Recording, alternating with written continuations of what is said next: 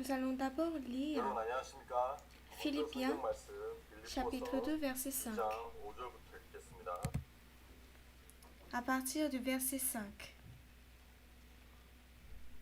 Ayez en vous les sentiments qui étaient en Jésus-Christ, lequel, existant en forme de Dieu, n'a point regardé comme une proie à arracher d'être égal avec Dieu, mais s'est dépouillé lui-même en prenant une forme de serviteur, en devenant semblable aux hommes.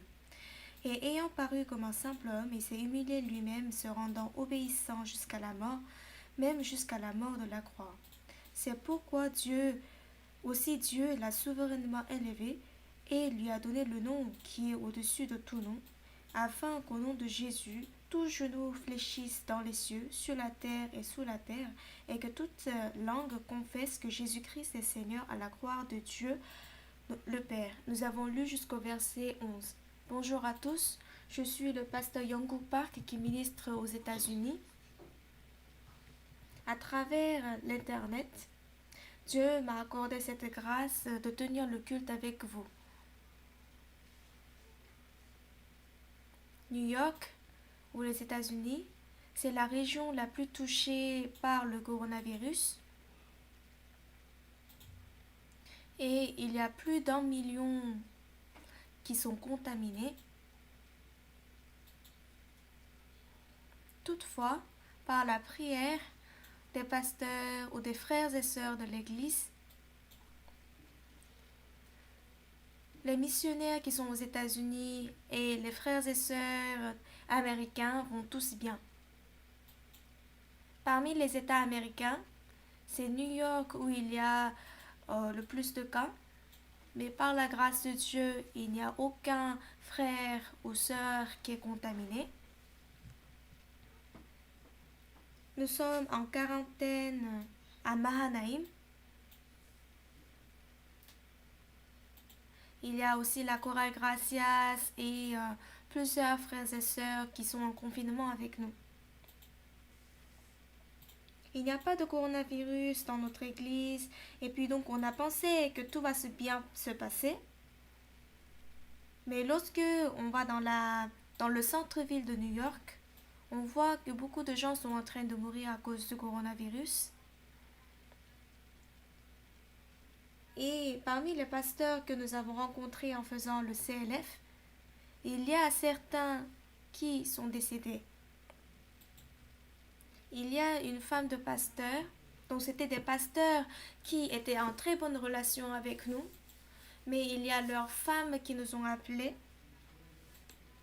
Ils étaient vraiment tristes de cette perte et nous avons aussi fait le culte en ligne. Donc nous sommes au milieu de cette difficulté, mais jamais Dieu nous a laissés dans les difficultés. À travers ces difficultés, il a fait son travail merveilleux.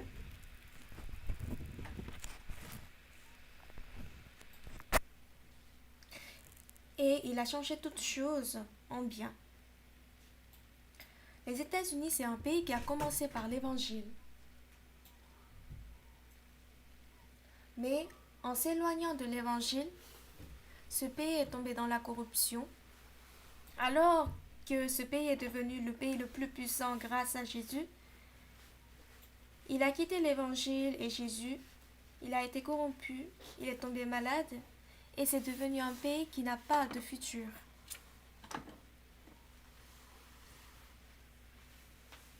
Dieu a voulu prêcher l'évangile aux États-Unis, il a envoyé les pasteurs. Et lorsque je vois le pasteur Oxu Park, il a un grand cœur pour les États-Unis. Et parfois, il parle de la guerre de Corée ou de la Seconde Guerre mondiale. Alors, je peux voir que les États-Unis ont beaucoup sacrifié ses soldats pour notre pays et on voit cette reconnaissance dans le cœur du pasteur. C'est pourquoi il faut que l'évangile soit abondamment prêché. Mais pendant très longtemps, j'ai pensé que j'étais quelqu'un de bien. Alors, plutôt que de manifester le cœur de Dieu, c'était notre cœur qui était présent ici. C'est pourquoi le Seigneur ne pouvait pas travailler. Mais en préparant le CLF la dernière fois, Dieu nous a conduits vers un nouveau chemin. Et à travers cela, nous pouvions rencontrer beaucoup de pasteurs et beaucoup de chrétiens pour prêcher l'évangile. On a vu comment est-ce que Dieu a commencé à travailler aux États-Unis. Avec ce coronavirus, Dieu a beaucoup abaissé le cœur des Américains qui étaient beaucoup arrogants. J'ai lu dans un article que après le coronavirus, la vente de la Bible a augmenté de 40%.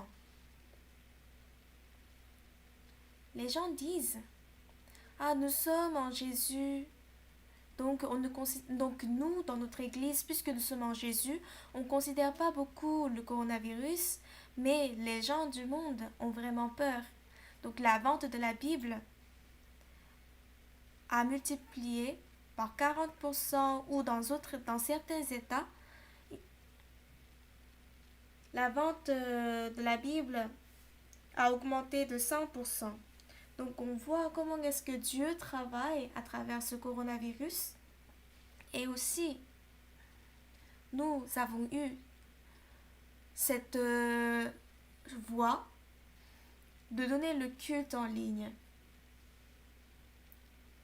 Donc jusque-là, il faut qu'on soit à l'église ou il faut qu'un pasteur vienne vers nous pour écouter la parole. Mais cette fois-ci, nous avons vu que nous pouvons donner le culte en ligne et à travers des plateformes comme Facebook ou Zoom, nous a beaucoup aidé pour prêcher l'évangile. Donc j'ai de l'espoir dans mon cœur. Alors Dieu n'a pas donné ce coronavirus seulement comme une calamité. Nous savons que c'est les derniers temps maintenant et je crois que Dieu va travailler grandement dans le monde entier à travers ce coronavirus. La semaine prochaine, il y a le séminaire de la Bible du pasteur Park, alors j'ai beaucoup d'attentes dans mon cœur. En étant en confinement, la chorale Gracias et les étudiants de l'école musicale Mahanaïm sont ensemble. Et chaque matin, nous lisons le livre sur le tabernacle écrit par le pasteur Park. Nous lisons un chapitre par jour. Nous donnons des témoignages. Donc nous avons commencé ceci depuis le premier jour du confinement. Moi aussi, j'avais lu ce livre sur le tabernacle il y a longtemps.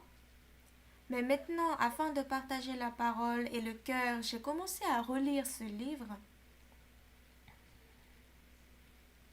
Et ce tabernacle représente Jésus. Mais non seulement Jésus, c'était vraiment une grande bénédiction pour moi de connaître ce cœur de Jésus.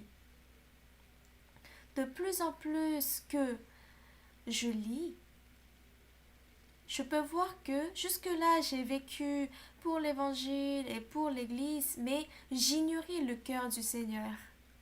Donc en partageant la parole, mon cœur était rempli de grâce et j'ai envie de partager ce cœur avec vous.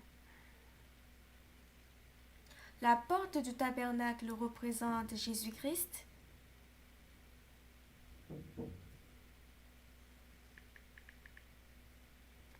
Et les rideaux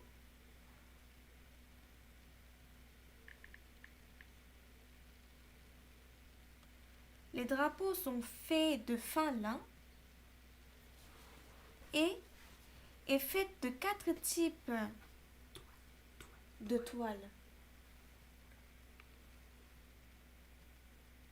Donc il faut qu'on passe par Jésus pour entrer en Dieu et pour découvrir la vérité étonnante de Dieu.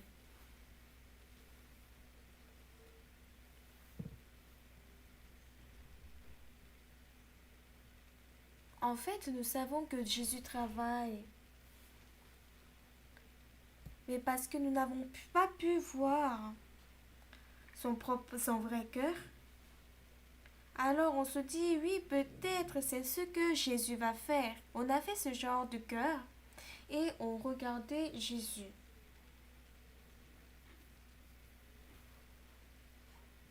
Moi aussi, je prêche l'évangile et j'ai servi Jésus pendant longtemps, mais je ne connaissais pas son vrai cœur. Et avec mon propre cœur, je me disais, peut-être Jésus pense ainsi, peut-être Jésus est ainsi. Mais, chers tous, si nous connaissons le cœur de Jésus, nous n'avons pas besoin d'essayer d'avoir la foi ou d'essayer de faire plein de choses pour l'évangile. Mais nous devons plutôt réfléchir quel est le cœur du Seigneur envers nous et qu'est-ce que le Seigneur veut envers nous. Lorsque nous découvrons ceci, il y aura de la paix dans votre cœur, du repos et de la force dans votre cœur. Donc aujourd'hui,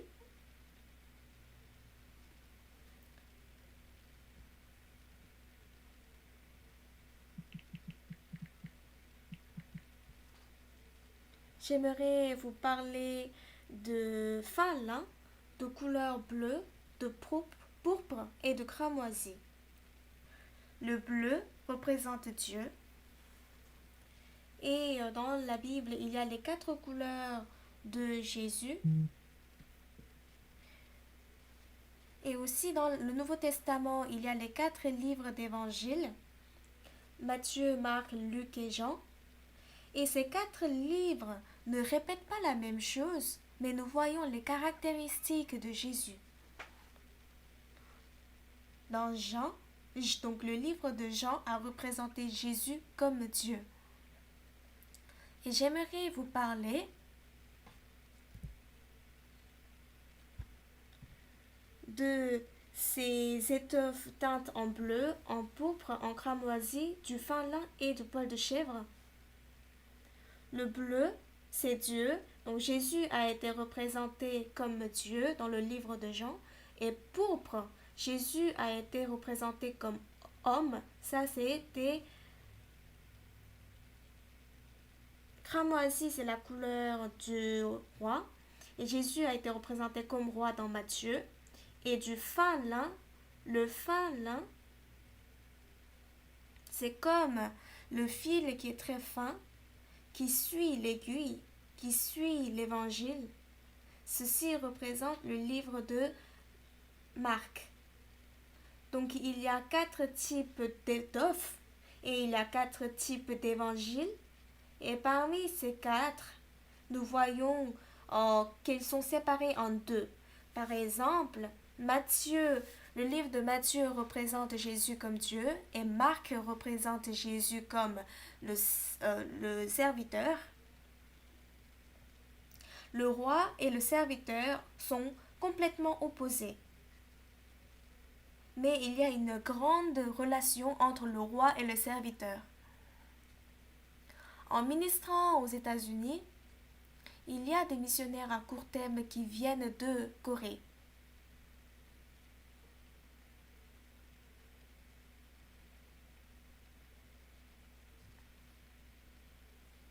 Avant, les missionnaires à court terme venaient aux États-Unis seulement par le fait que nous sommes aux États-Unis et ils avaient cette admiration pour ce pays.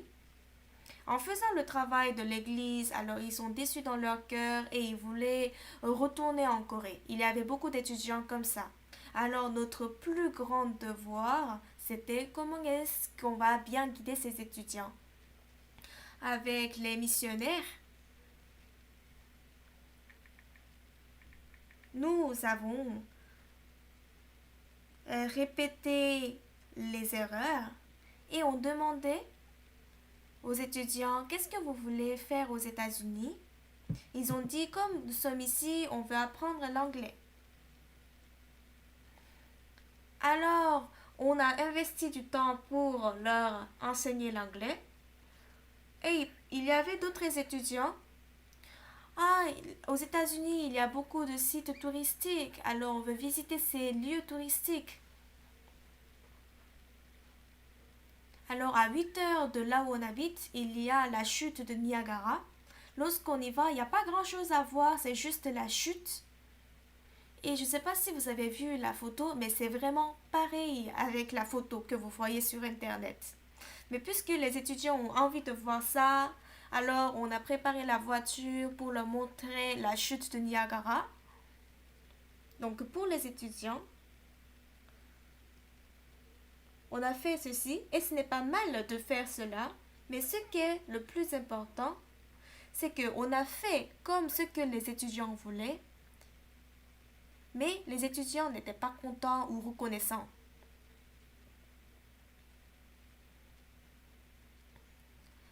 Lorsque on les a amenés pour visiter les lieux touristiques, ils étaient contents. Mais pendant une année entière, on ne peut pas que visiter les lieux touristiques. En faisant le travail de l'évangile, ils étaient mécontents et ils se sont retournés. Alors on a fait ceci, on a fait cela, mais on n'a pas trouvé la réponse. Alors un jour, on a réfléchi avec les pasteurs. On ne sait vraiment pas comment faire. De toutes les façons, ils vont rentrer en Corée, même s'ils font ça, ou bien même si on fait ça, ou même si on ne fait pas ça. Alors, on va commencer à guider les étudiants comme notre cœur. Nous sommes des pasteurs, nous ne sommes pas des guides touristiques, nous sommes des gens qui prêchent l'évangile, mais on n'est pas des enseignants d'anglais. Même si on leur laisse faire ce qu'ils veulent, ils retournent en Corée. Même si on ne les laisse pas faire ce qu'ils veulent faire, ils veulent aller. Donc on n'avait pas d'autre choix que les conduire selon notre cœur. En ce moment-là, il y avait beaucoup d'événements aux États-Unis. Il y avait 2 fois le grand séminaire du pasteur Park. Alors les missionnaires à court terme, pendant une année entière, ils ont continuellement prêché l'évangile. Et en faisant ceci, le problème c'était le téléphone portable et l'argent. Alors je sais que c'est pas très démocratique, mais à partir de ce moment-là, lorsque les étudiants missionnaires à court terme venaient aux États-Unis, je leur donnais une enveloppe pour qu'ils mettent le téléphone, l'argent ou les tablettes qu'ils ont. Et on fermait cette enveloppe et on gardait ça quelque part. C'est lorsqu'ils retournaient en Corée qu'on leur redonnait tout ce qui était dans cette enveloppe. De nos jours, pour les étudiants, de vivre sans le téléphone portable, c'est impossible. Et puisque c'était pas bien de repartir les étudiants partout aux États-Unis, c'était pas très bien, alors on les a réunis en un seul lieu pour qu'ils prêchent l'évangile ensemble. Auparavant, c'était 1 ou 2 étudiants par église, donc ils étaient à l'aise et puis c'était confortable. Bien que c'était confortable, on peut dire que la qualité de vie n'était pas très bonne.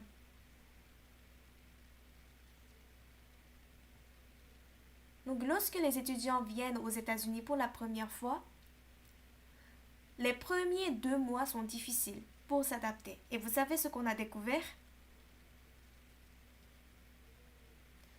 Lorsqu'ils dépassent ces 2 premiers mois difficiles, à partir de ce moment-là, les étudiants sont vraiment heureux. Avant, on amenait les étudiants à visiter les sites touristiques et on enseignait l'anglais comme les étudiants voulaient, mais ils n'étaient pas si contents, ils n'étaient pas si reconnaissants. Mais pour la première fois, lorsque les étudiants se sont retournés en Corée, cette année-là, lorsqu'on les a fait prêcher l'évangile, ils étaient vraiment contents et ils avaient mal au cœur de devoir quitter les États-Unis. Chaque jour, ils allaient évangéliser et puis on avait aussi pris leur téléphone, mais ils étaient vraiment contents. Et parfois, lorsque je vais en Corée du Sud pour participer au camp mondial, je rencontre ces étudiants qui étaient venus comme missionnaires en court terme aux États-Unis. Et ils disent, vous savez, pasteur, Une année que j'ai passée aux États-Unis, c'était le moment le plus beau de ma vie. Alors revenez, je vais vous accueillir tous. Mais les étudiants disent non, ce temps me manque, mais j'ai pas envie de retourner aux États-Unis. Mais en fait, je ne savais pas pourquoi est-ce que ces étudiants étaient très heureux. Mais plus tard, j'ai découvert la raison. Les gens aimeraient vivre comme ils veulent. Comme vous, comme moi. Lorsqu'on fait quelque chose, on a envie de faire comme on veut. Quand on fait quelque chose, quand on mange quelque chose, on mange ce qu'on veut. Si je travaille, je fais ce que je veux. Alors tout le monde, ils ont ce qu'ils désirent.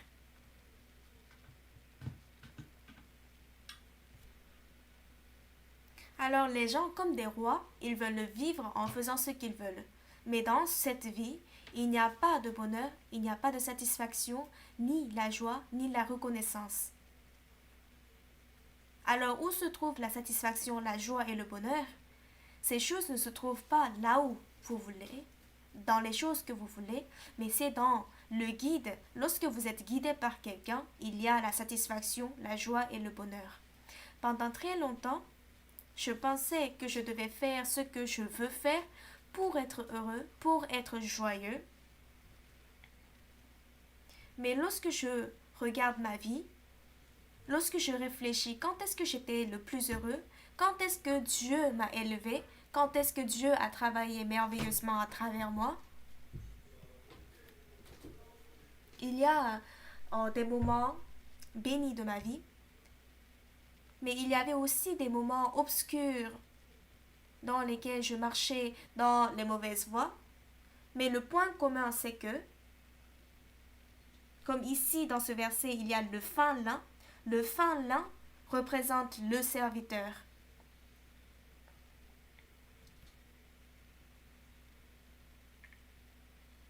Donc lorsque le fil, on a enfilé une aiguille, ce fil ne va pas là où il veut, mais ce fil suit l'aiguille. J'ai réfléchi, quand est-ce que j'étais le plus heureux? C'était quand le moment le plus heureux de ma vie? C'était quand le moment le plus glorieux et le plus brillant de ma vie? Ce n'est pas lorsque j'étais roi, ce n'est pas lorsque je marchais selon ma volonté. Ça veut dire, donc ça, je suis sûre à 100%. Quand est-ce que j'étais le plus glorieux? Lorsque ce fin lin était enfilé et lorsque ce fil avait suivi l'aiguille. De cette manière, lorsque l'Église, le serviteur et Dieu m'avaient conduit. C'était ce moment-là. Lorsque Dieu m'avait conduit, en fait, la conduite de Dieu ne correspondait pas à 100% à ma volonté. Le guide de Dieu ne m'avait pas plu à chaque fois. Parfois, je me suis plaint et parfois, j'en voulais à Dieu. Mais que j'aime ou que je n'aime pas ce chemin, c'est pas grave. C'est lorsque ma vie était conduite par Dieu qu'elle était la plus bénie et la plus joyeuse. En 1991, je suis venue aux États-Unis pour étudier. Donc je dis souvent que j'avais ce rêve de jeunesse. Et en 1998, je suis revenue des États-Unis. Mon père m'a appelé. Il m'a dit, viens en Corée. Donc, lorsque je parle de ce moment-là, c'est pas bien pour moi, mais je peux dire que j'étais très arrogant. Comme ce qu'on dit ce soir, je peux dire qu'en ce moment-là, le roi c'était moi. Donc je n'étais pas heureux du tout. Ma vie était corrompue, elle était éloignée de l'église, elle était éloignée de Dieu. Et en ce moment-là, le pasteur Lee Hyun-mook était le pasteur de New York. Mais j'avais la méfiance pour le pasteur et je détestais le pasteur. Mon père m'a appelé, il m'a dit, reviens en Corée. J'ai dit, père, pourquoi vous voulez que je revienne en Corée? Père, pourquoi tu n'écoutes que le pasteur Lee Hum-mok? Tu m'écoutes pas, pourquoi? Et mon père m'a dit, c'est pas le pasteur Lee que j'écoute, mais c'est la volonté de Dieu que tu reviennes. En ce moment-là, de mon propre cœur, je ne pouvais pas comprendre.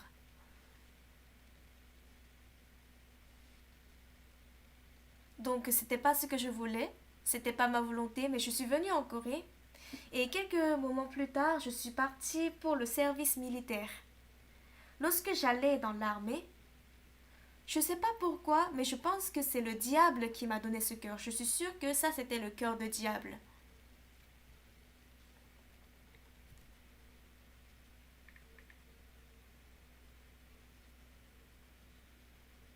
En allant pour faire le service militaire, il y avait ce grand fardeau dans mon cœur qui disait que c'est fini pour moi, c'est fini ta vie. Donc pour aller à l'armée, c'était une grande peine dans mon cœur. Mais si je suis née, comme je suis née en Corée du Sud, pour ne pas aller dans l'armée pour faire le service militaire, il faut être le fils de Dieu. Mais puisque je ne suis pas le fils de Dieu, je ne devais qu'aller pour faire le service militaire. Et si on me dit de décider maintenant, qu'est-ce que tu aurais fait à ce moment-là? Je pense que j'aurais aussi décidé d'aller à l'armée. J'étais vraiment reconnaissant en ce moment-là. Donc maintenant, je suis en train de servir Dieu dans la reconnaissance et le début de tout ceci, c'est l'armée. C'est dans l'armée que Dieu a changé mon cœur. Il m'a fait voir mon propre image. Après, lorsque j'ai été mis hors du service militaire, l'IYF a été fondée et je suis aussi devenue serviteur de Dieu. Et jusqu'à maintenant, le Seigneur m'a conduit. Cette vie dans la conduite de Dieu était si belle et si bénie. Beaucoup de gens essayent pour devenir roi. Les missionnaires à court terme, lorsqu'ils étaient rois, ils étaient malheureux. Quoi qu'on fasse, ils étaient mécontents. Il y avait beaucoup de plaintes. Mais comme le serviteur, lorsque il n'y avait pas leur volonté, plus tard on disait « Et montez dans la voiture !» Ils montaient dans la voiture « Allons-y, on va prêcher l'évangile !» Ils venaient pour prêcher l'évangile. Donc, ils faisaient des choses indépendamment de leur volonté. Mais Dieu nous a grandement bénis dans ces choses, nous a donné le bonheur.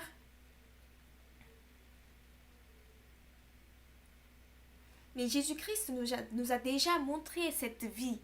Jésus, en tant que Fils de Dieu, il a créé le monde et il a fait l'humanité. Et il fait bouger toutes les créations de la terre. C'est Dieu, mais il est venu sur la terre. Et lorsque on voit dans le livre de Philippiens, il s'est abaissé. Verset 7. Mais s'est dépouillé lui-même en prenant une forme de serviteur, en devenant semblable aux hommes. Et ayant paru comme un simple homme, il s'est humilié lui-même, se rendant obéissant jusqu'à la mort, même jusqu'à la mort de la croix. Jésus était roi, il était Dieu, il est Dieu, il est le créateur du monde entier, mais lorsqu'on voit sa vie sur la terre, il s'est humilié comme un simple homme, comme un serviteur. Il pouvait tout faire, mais il n'a rien fait de sa volonté. Il a suivi le cœur de Dieu et le guide de Dieu. Ainsi, dans plusieurs parties de la Bible, on peut voir que Jésus a dit plusieurs fois « Je ne peux rien faire de moi-même ». Et même sa mort sur la croix, ce n'était pas sa volonté, mais c'est qu'il s'est humilié pour suivre la volonté de Dieu. Verset 9, Philippiens chapitre 2, verset 9. C'est pourquoi aussi Dieu l'a souverainement élevé et lui a donné le nom qui est au-dessus de tout nom, afin qu'au nom de Jésus, tout genou fléchisse dans les cieux, sur la terre et sous la terre, et que toute langue confesse que Jésus-Christ est Seigneur à la gloire de Dieu le Père.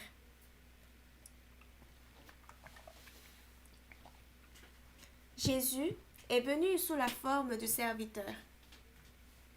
Et comme un serviteur, il n'a pas manifesté sa volonté.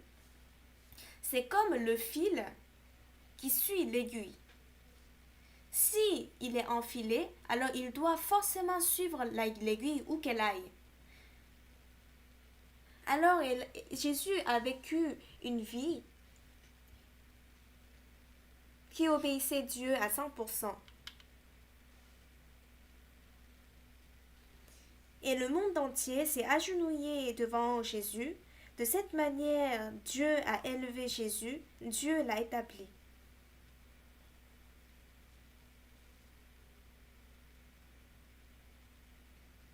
En étant sur la terre, Dieu nous a montré quelle vie est bénie, quelle vie est précieuse, quelle vie est heureuse.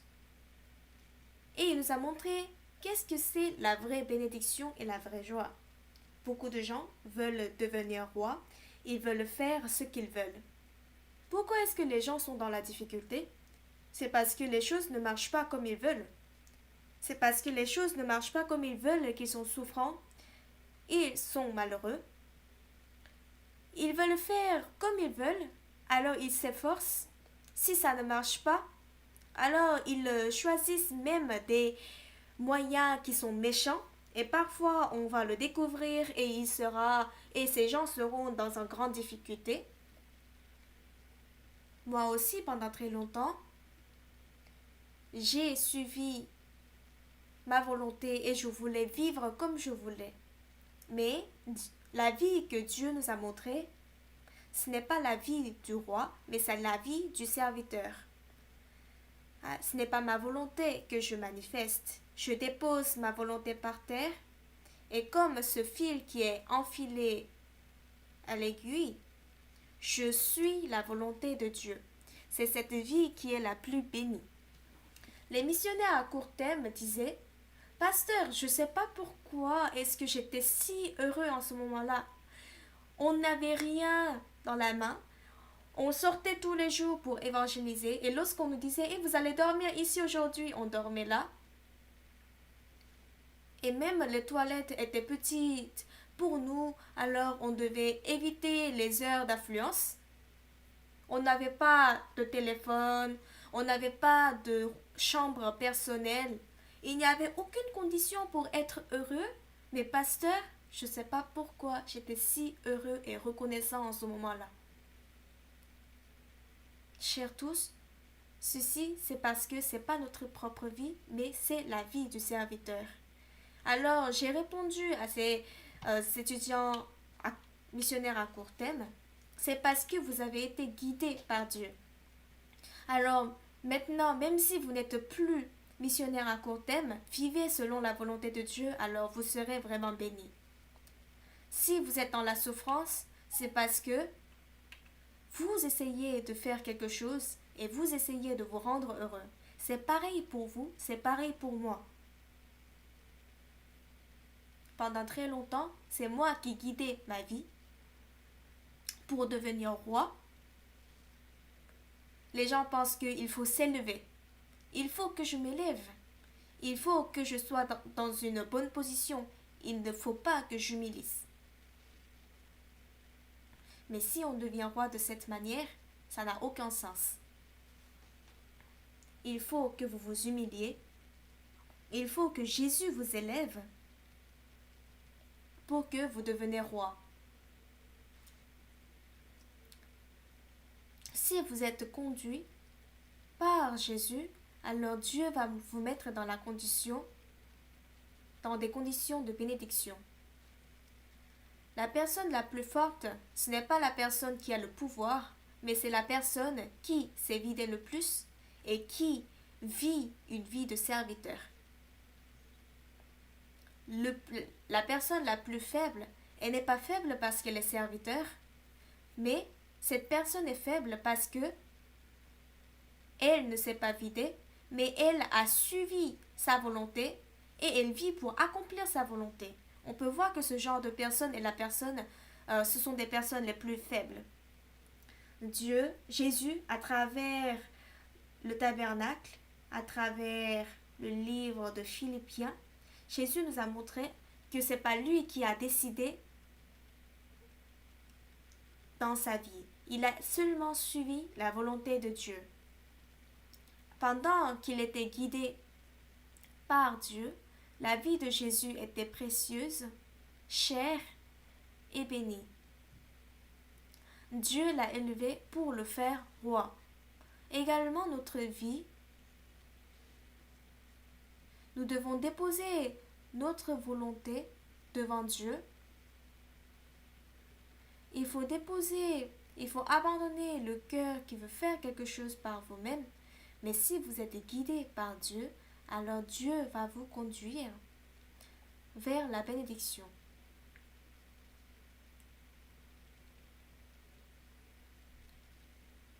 Je ne suis pas quelqu'un qui a fait le ministère pendant longtemps, mais lorsque je réfléchis à ma vie passée, quel était le moment le plus heureux de ma vie? C'était quand le moment le plus béni de ma vie? Le moment de ma vie, quand est-ce que j'étais le plus reconnaissant et le plus proche de Dieu? Ce n'est pas lorsque c'est moi qui décidais ou ce n'est pas lorsque j'ai vécu la vie que je voulais, mais c'est lorsque Dieu m'a conduit.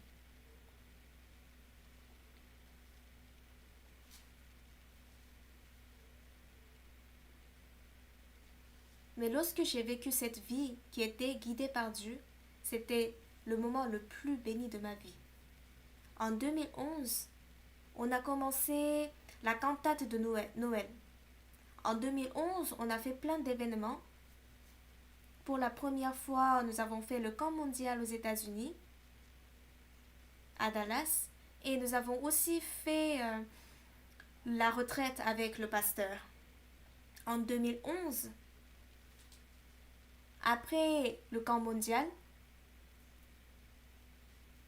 on n'avait pas de moyens financiers. Puisque c'était la première fois de faire le camp mondial, on a fait beaucoup de travaux et on a construit des toilettes et on a fait plein de travaux. Ça nous a coûté très cher. Donc après le camp mondial, on n'avait plus d'argent.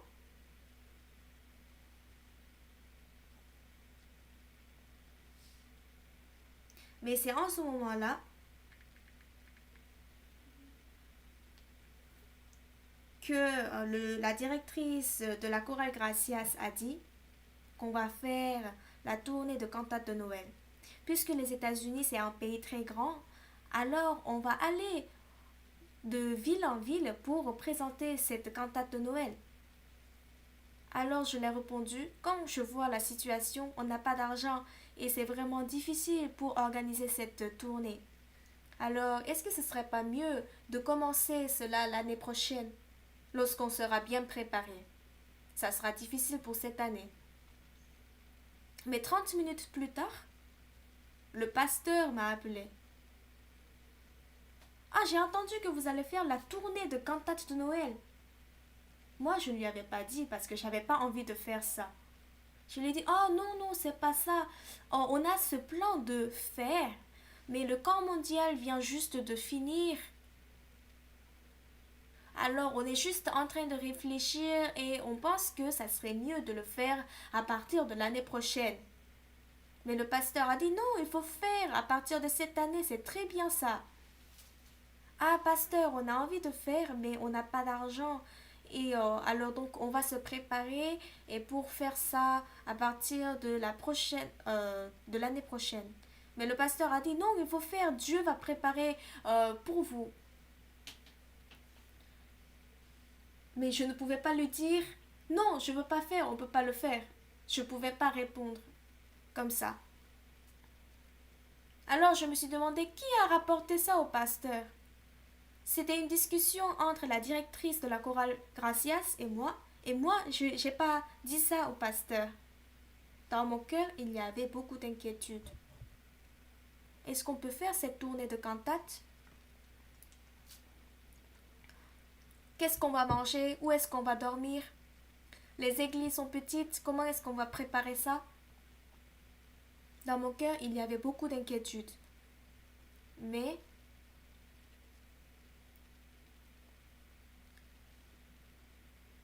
je suis vraiment glorifiée et bénie grâce à cette tournée de cantates de Noël actuellement. En 2011, lorsque nous avons commencé cette cantate, Dieu nous a aidés dans toutes choses et il nous a donné toute somme qu'on avait besoin. Cette année, donc en 2011, la chorale Gracias a beaucoup souffert également. Nous avons acheté le bus pour la première fois, mais au milieu de la route, le bus est tombé en panne. C'était pas un grand problème, mais parce que on était ignorant du bus, donc c'est devenu un grand problème. Le bus est tombé en panne le matin et pendant toute la journée, on était sur la route parce qu'on ne pouvait pas réparer la voiture, donc on a dû louer un autre bus. On avait ce genre de difficultés. Mais Dieu a donné la joie à la chorale Gracias. Comme moi, je me suis dit, puisque la chorale a beaucoup souffert, elle va pas dire qu'on va refaire ça l'année prochaine. Par contre, mais au contraire, la chorale Gracias était très reconnaissante et c'est elle qui disait qu'on va faire ça l'année prochaine et les années à venir. Donc je pouvais voir comment est-ce que Dieu nous accorde sa grâce à travers tout ceci.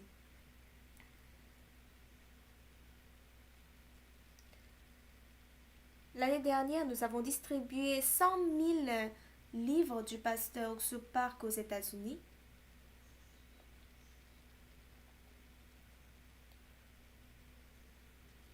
Et parmi les spectateurs de la cantate de Noël, environ 60 à 70% prenaient ce livre.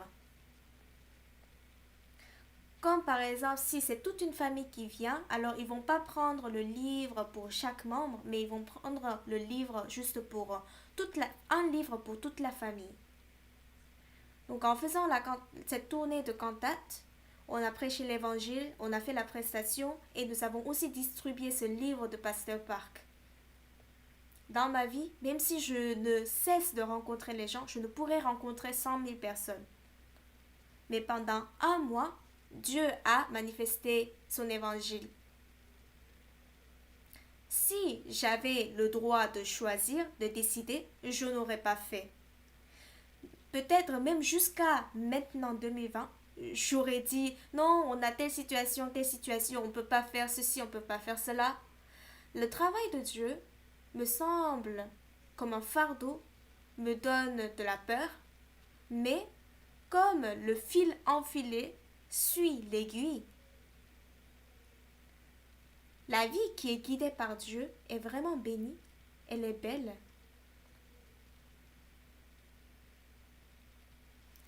Et je me suis demandé qu'est-ce qui fait briller ma vie. Ce n'est pas les choses qui étaient décidées par moi-même, mais c'était des choses qui venaient du Seigneur. C'était quand le moment le plus béni de ma vie. C'était pas lorsque je vivais selon ma volonté. Mais c'est lorsque j'étais guidée par le serviteur. Lorsque j'étais guidée par le Seigneur. C'est en ce moment-là que j'étais le plus heureux. Jésus est venu sur la terre il y a 2000 ans et il nous a montré ce que c'est que le vrai bonheur et la vraie paix.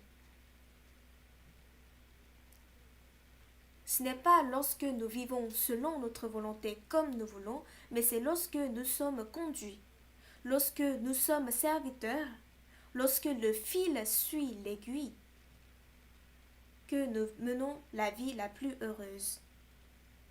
C'est en ce moment-là que Dieu nous élève. J'aimerais que vous vous souveniez de cette parole. Je vais prier. Dieu notre Père, nous te remercions. Nous te remercions de nous avoir accordé ce temps de partage et d'échange. Et en regardant la vie de Jésus dans la Bible, on peut réfléchir sur notre vie. Pendant très longtemps, nous avons voulu vivre comme nous voulions. Et lorsque les choses ne marchaient pas selon notre volonté, on était souffrant. Mais tu nous as montré que la vie la plus bénie, c'est lorsque nous suivons ta volonté. Seigneur, c'est le dernier temps. Alors nous abandonnons d'être le roi. Nous devenons serviteurs et qu'on puisse suivre ta volonté. Et que ta volonté soit manifestée à travers nous. Nous te remercions et nous avons prié au nom de Jésus. Amen.